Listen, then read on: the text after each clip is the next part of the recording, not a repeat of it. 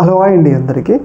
రీసెంట్గా పిఠాపురంలో జరిగిన జనసేన ఆవిర్భావ సభలో ఒక రకంగా వర్మ గారికి ఒక క్లారిటీ అయితే ఇవ్వడం జరిగింది జనసేన పార్టీ.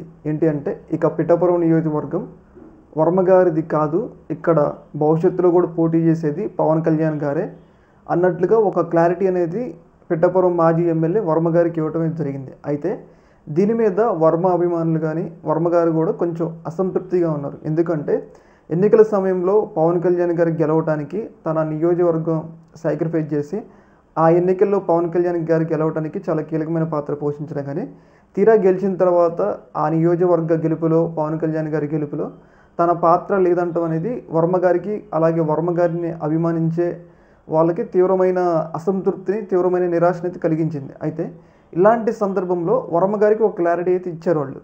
జనసేన పార్టీతో ఒక క్లారిటీ ఇచ్చింది. అదేంటంటే వర్మ గారు ఇక పిఠాపురం మీద తన ఆశను వదిలిపెట్టుకోవాలని చెప్పేసి ఒక క్లారిటీ మొన్న జరిగిన సభతో ఒక క్లారిటీ అయితే ఇవ్వడమే జరిగింది. అయితే ఇలాంటి సందర్భంలో మరి వర్మ గారు ఎలాంటి స్టెప్ తీసుకుంటారు అనేది ఇక్కడ కీలకమైన ప్రశ్న. ముఖ్యంగా ఏంటి అంటే పిఠాపురం నియోజకవర్గంతో వర్మ గారు తన సొంత నియోజకవర్గం అనుకుంటా, పుట్టి పెరిగింది కూడా అక్కడే. మరి ఇప్పుడు పవన్ కళ్యాణ్ గారు వచ్చారని మరి ఆయన వెళ్ళిపోమంటే మరి ఆయన నెక్స్ట్ స్టెప్ ఎలా ఉంటుంది అని చెప్పేసి ఒక ఆసక్తి అయితే నెలకొని ఉందన్నమాట. అయితే దీని మీద మనకు వస్తున్న సమాచారం ఏంటి అంటే వర్మ గారు మరి కొంతకాలం టీడీపీలోనూ కొనసాగుతారు. ఏంటంటే ఇది మొదటి విడత ఎమ్మెల్సీనే కదా, ఇంకా 2-3 విడతల ఎమ్మెల్సీలు ఇవ్వాల్సి ఉంది. ఇంకా 4 సంవత్సరాలు ప్రభుత్వం ఉంటుంది. కానీ మొదటి విడతనే కాబట్టి ఆయన మరీ అంత అసంతృప్తికి లోను కాలే. అంటే ఇవ్వకపోయినా కానీ పార్టీలోనే నమ్మకంగా ఉందాం, భవిష్యత్తులో ఏదో ఒకటి పదవి ఇస్తారులే అని చెప్పేసి వర్మ గారు ఆలోచిస్తున్నట్లయితే మనకైతే సమాచారం అయితే వస్తుంది. ఇంకొక విషయం ఏంటి అంటే ఆయన పార్టీతోనే ఉంటూ, టీడీపీ పార్టీతోనే ఉంటూ తనకంటూ ఒక ప్రత్యేకమైన బలాన్ని, అంటే టీడీపీ కార్యకర్తలతోనే తన సొంత కార్యకర్తలలాగా ఒక బలాన్ని ఏర్పాటు చేసుకోవాలి అని చెప్పేసి ప్రయత్నాలు అయితే చేస్తూ ఉన్నారు పిఠాపురం నియోజకవర్గం.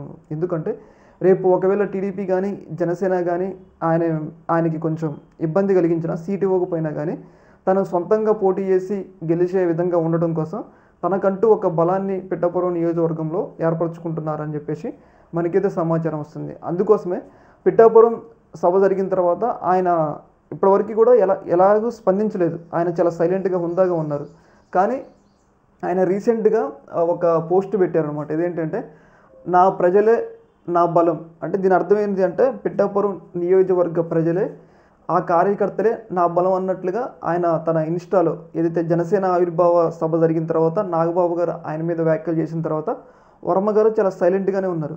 కానీ ప్రస్తుతం ఆయన ఈ యొక్క పోస్ట్ పెట్టారు. దీన్ని బట్టి మనకి ఏం అర్థమవుతుందంటే పార్టీలోనే ఉంటారు ఆయన. ఇంకా 2-3 విడతలు, ఇంకా ఎమ్మెల్సీ పదవులు, ఇంకా 4 సంవత్సరాల అధికారం ఉంది కాబట్టి ఇంకా 2-3 విడతలు ఎమ్మెల్సీ పదవులు వచ్చే అవకాశాలు ఉన్నాయి. కాబట్టి అప్పుడు కూడా అన్యాయం జరిగితే తను ఏదో ఒక స్టెప్ తీసుకోవడానికి అయితే ఆయన సిద్ధంగా ఉన్నట్లయితే అర్థమవుతుంది. ముఖ్యంగా పిఠాపురం నియోజకవర్గంలోనే ఉంటూ కార్యకర్తల్ని తన వైపు, అంటే టీడీపీ తరఫున నేనే నాయకుడిని అన్నట్లుగా టీడీపీ కార్యకర్తలందరినీ కూడా తన వైపు తిప్పుకుంటున్నట్లయితే మనకైతే సమాచారం అయితే వస్తుంది. ఒకవేళ కూటమిలో భాగంగా టికెట్ ఇవ్వకపోయినా కానీ రేపు భవిష్యత్తులో స్వతంత్రంగా పోటీ చేయడానికి కూడా ఆయన వెనకాడడు అని చెప్పేసి దీన్ని బట్టి అయితే మనమైతే అర్థం చేసుకోవచ్చు. ఏదేమైనా కానీ ఈ యొక్క ఇష్యూలో మాత్రం వర్మ గారు తనకంటూ ఒక ప్రత్యేకమైన బలాన్ని ఏర్పరచుకుంటున్నారంటంలో ఎలాంటి సందేహం అయితే లేదు.